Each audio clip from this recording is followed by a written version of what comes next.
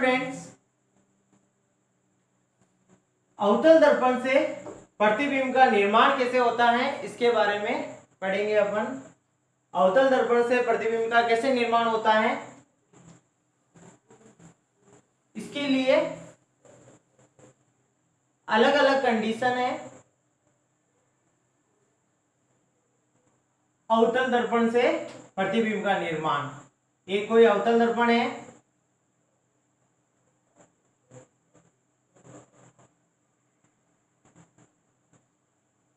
अवतल दर्पण क्या होता है, अवतल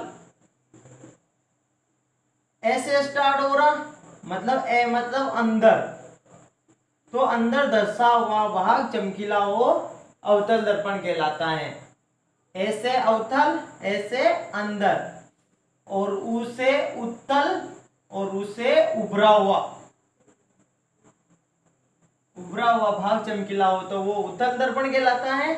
और अवतल दर्पण मतलब अंदर का धसा हुआ भाग चमकीला हो, तो ये अंदर धसा हुआ भाग है, इधर वाला भाग चमकीला है और इधर वाला भाग खुरदरा है या पॉलिश किया हुआ है, तो ये अवतल दर्पण कहलाता है। तो अवतल दर्पण से प्रतिबिंब, ये मुख्य अक्ष है, ये फोकस बिंदु है, ये वक्रता केंद्र है, ये ध्रुव बिंदु P है। अब पहली कंडीशन लेते हैं, जब वस्तु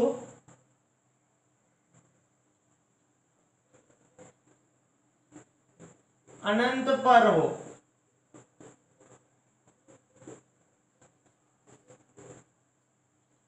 अब वस्तु अनंत पर रखी हुई हो तो प्रतिबिंब कहां बनेगा, ये इंपॉर्टेंट है। जब वस्तु अनंत पर हो, अगर वस्तु को अनंत पर रखी हुई होगी तो अनंत से आने वाली प्रकाश की किरणें हमेशा मुख्य अक्ष के समांतर आपतित होती हैं। पहले एक बात बता देते हैं कि हमेशा दर्पण से प्रतिबिंब कैसे प्राप्त करते हैं। मैंने इससे पहले प्रतिबिंब प्राप्त करने के कुछ नियम बताए थे, 4 नियम बताए थे। उन 4 नियमों में से 2 नियम लगाकर प्रतिबिंब प्राप्त किया जा सकता है। कौन से भी 2 नियम लगा के प्रतिबिंब निर्माण किया जा सकता है। तो है, मैं 2 नियम लगाता हूं कि एक अनंत पर अगर वस्तु रखी हुई होगी तो आने वाली किरणें क्या होगी, मुख्य अक्ष के समांतर होगी। तो मैं क्या करता हूं, एक अनंत से कोई वस्तु अनंत पर रखी हुई है और वस्तु से कोई प्रकाश की किरण आ रही है, और परावर्तन के बाद हमेशा रूल क्या होता है, मुख्य अक्ष के समांतर आने वाली प्रकाश की किरण परावर्तन के बाद फोकस से गुजरती है। तो ये मैं फोकस से गुजार देता हूं।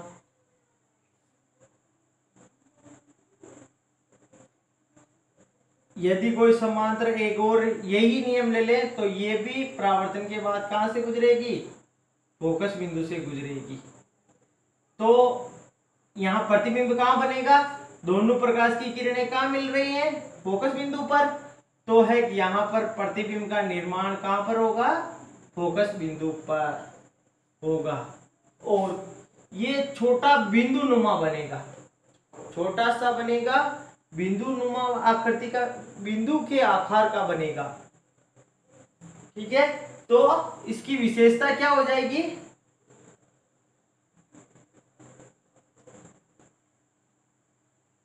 विशेषता पहली, जब वस्तु अनंत पर रखी हुई हो तो अनंत पर रखी हुई वस्तु के प्रतिबिंब की विशेषता क्या होती है कि प्रतिबिंब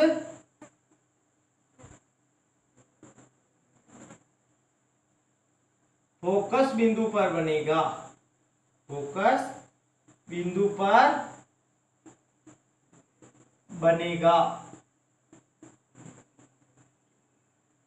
दूसरा, बिंदु नुमा आकृति होगी, प्रतिबिंब का आकार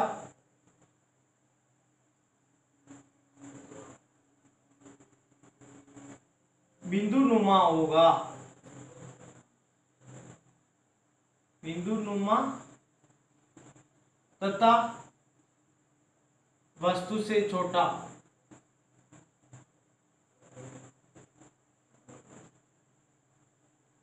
होगा। तीसरा, उल्टा बनेगा।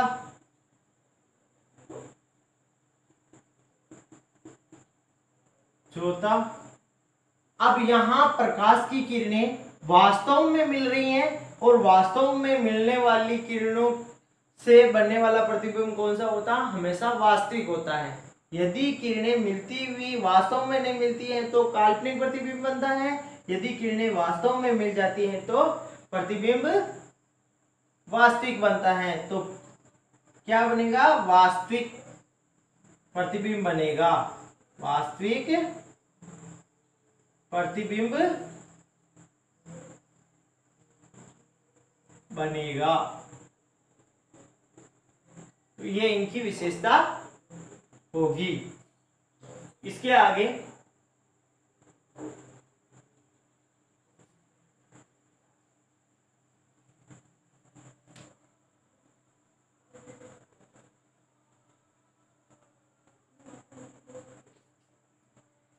अब दूसरा, जब वस्तु, अब वस्तु को कहां रखे? सी से परे। जब वस्तु सी से परे हो, सी से परे हो, सी से परे मतलब सी से दूर रखी हुई हो। ये अवतल दर्पण है।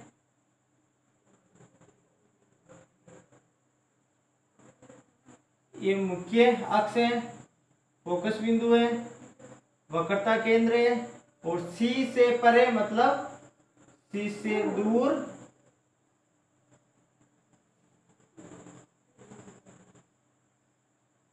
ये कोई वस्तु है, ए बी कोई वस्तु है। तो जो कहां रखी हुई है? सी से परे, सी से परे। अब कोई भी दो रूल लगा दो। पहला रूल लगाते हैं, कोई प्रकाश की किरण मुख्य अक्ष के समांतर जाएगी और परावर्तन के बाद फोकस से गुजर जाएगी। दूसरा रूल लगाते हैं, कोई प्रकाश की किरण फोकस से होती हुई आपतित होती है,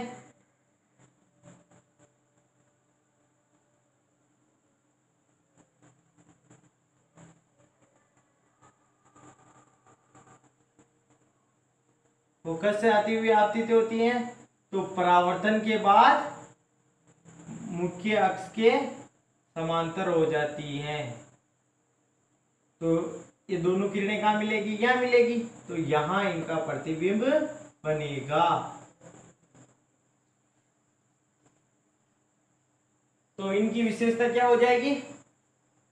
देखो, पहली विशेषता कि कहां प्रतिबिंब बनेगा, तो ये वक्रता केंद्र और फोकस बिंदु के बीच में बनेगा, मध्य में बनेगा।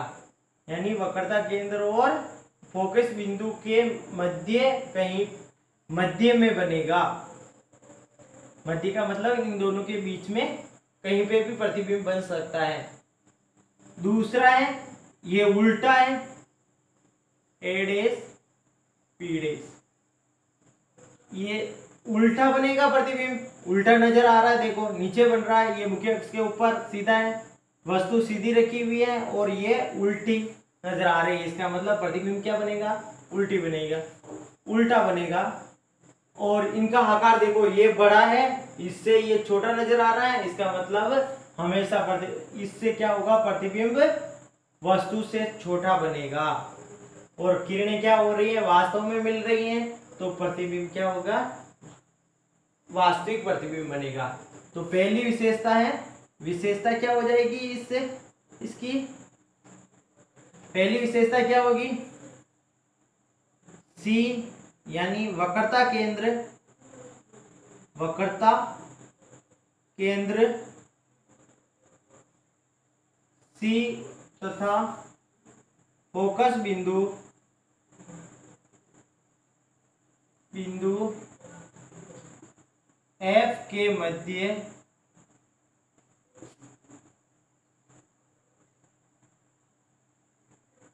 प्रतिबिंब बनेगा।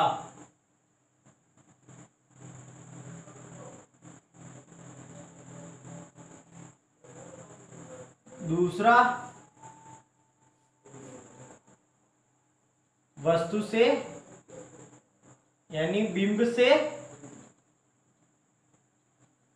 छोटा बनेगा। क्या बनेगा? वस्तु या बिंब से छोटा बनेगा, वास्तविक बनेगा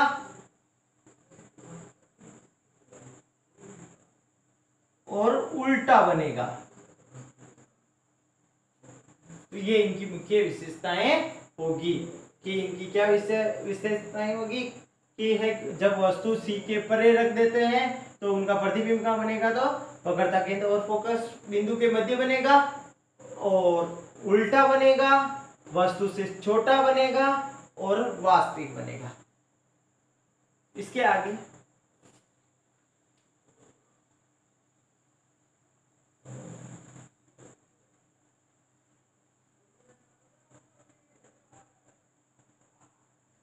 अब जब वस्तु सी पर हो, अब कहां रखेंगे? सी पर, वक्रता केंद्र पर रखी हुई हो तो वस्तु, तो प्रतिबिंब का बनेगा।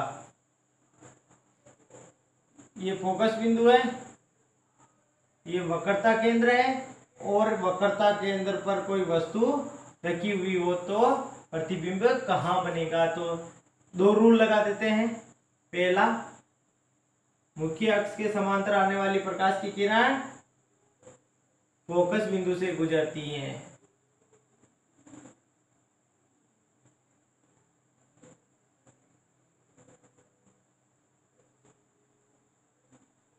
फोकस बिंदु से आने वाली किरण परावर्तन के बाद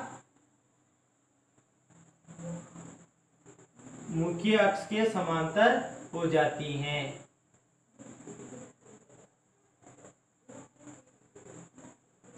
तो प्रतिबिंब कहां बनेगा?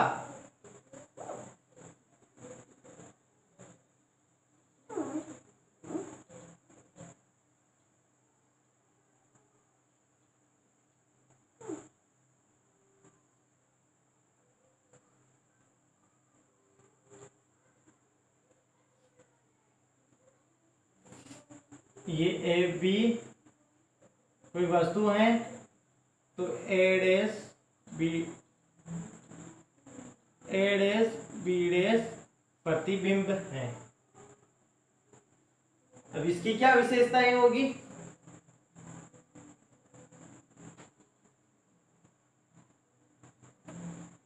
विशेषता पहली,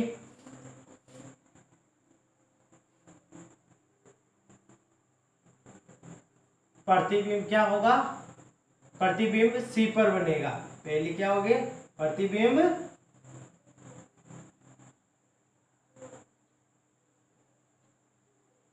अगर वस्तु को सी पर रख रहे हैं और सी पर रखने पर प्रतिबिंब वापस सी पर ही बनता है, अर्थात वक्रता केंद्र पर ही बनता है, तो वह प्रतिबिंब सी पर बनेगा। दूसरा, उल्टा नजर आ रहा है तो उल्टा बनेगा। किरणें वास्तव में मिल रही हैं तो वास्तविक प्रतिबिंब बनेगा।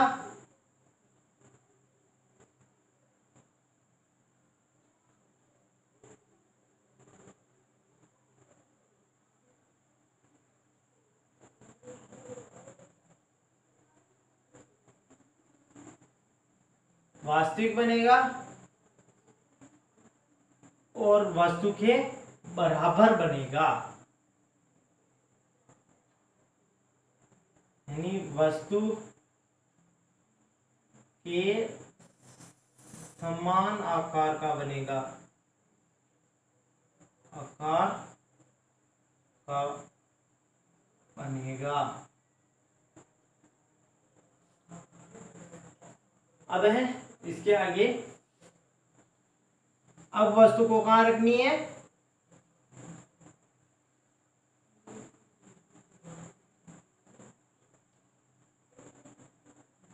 जब वस्तु सी व एफ के बीच रखी हो, बीच रखी हो, ये अब वस्तु को कहाँ रखनी है, वक्रता केंद्र और फोकस बिंदु के मध्य रखनी है। तो ये प्रतिबिंब है, ये अवतल दर्पण है,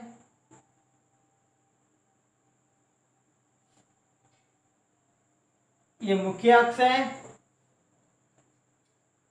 ये फोकस बिंदु, ये वक्रता केंद्र है और वस्तु को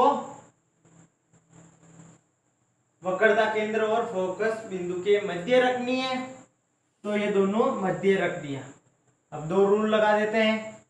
जब प्रकाश की किरण मुख्य अक्ष के समांतर आती है तो परावर्तन के बाद कहां से लौटती है, फोकस बिंदु से। तो ये फोकस बिंदु से गुजरती है, तो ये फोकस बिंदु से गुजार दिया।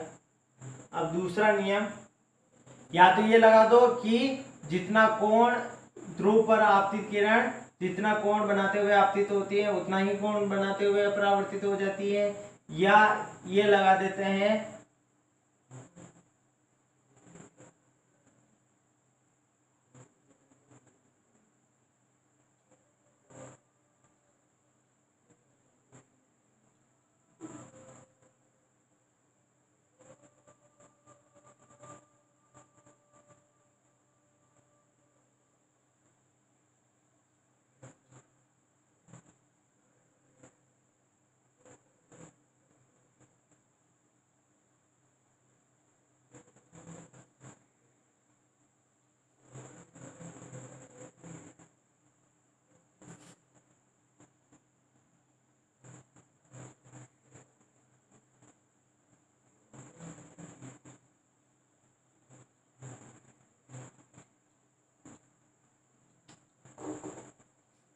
सी और एफ के मध्य लेनी है वस्तु, ये सी और एफ के मध्य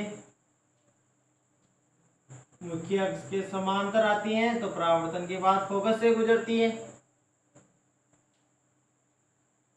और जब फोकस से होती हुई आपतित होती है तो परावर्तन के बाद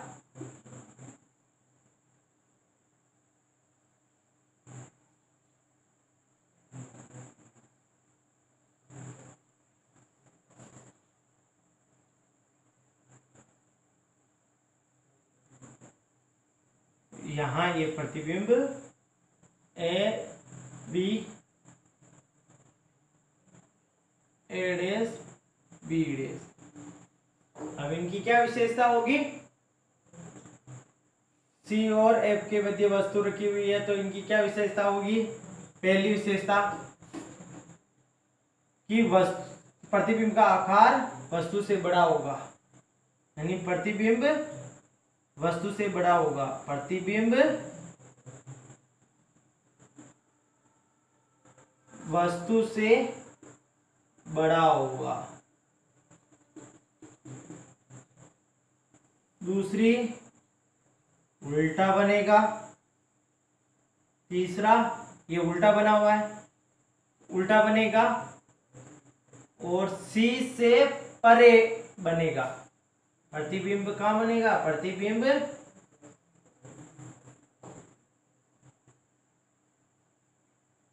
सी से परे बनेगा। सी पर नहीं बनेगा, सी से परे, सी से दूर। सी से परे का मतलब होता है सी से दूर बनेगा। और वास्तविक बनेगा। ये इनकी विशेषताएं होगी। अब इसके आगे अगली कंडीशन है,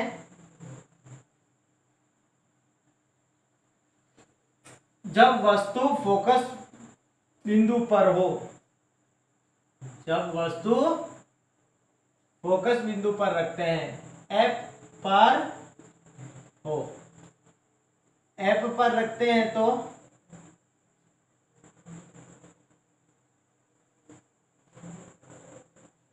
ये फोकस बिंदु है, ये वक्रता केंद्र है और वस्तु को फोकस बिंदु पर रखते हैं तो प्रतिबिंब का बनेगा, समांतर आने वाली प्रकाश की किरण फोकस बिंदु से गुजरती है।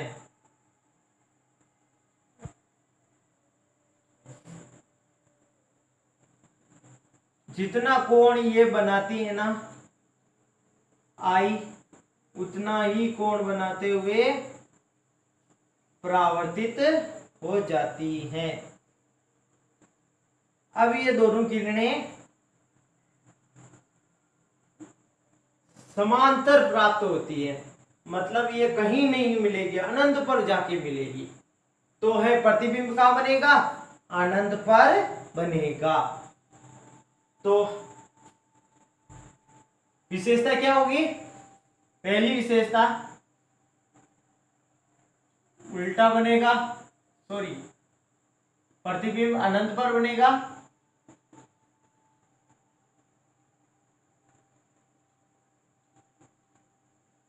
अनंत पर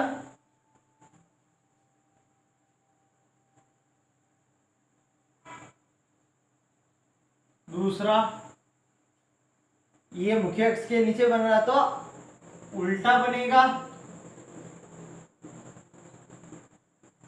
वस्तु से बहुत बड़ा बनेगा, बहुत बड़ा बनेगा,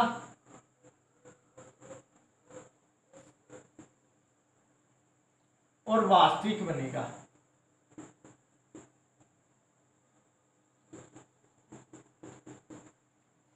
ये इनकी विशेषताएं हो जाएगी। अब इसके आगे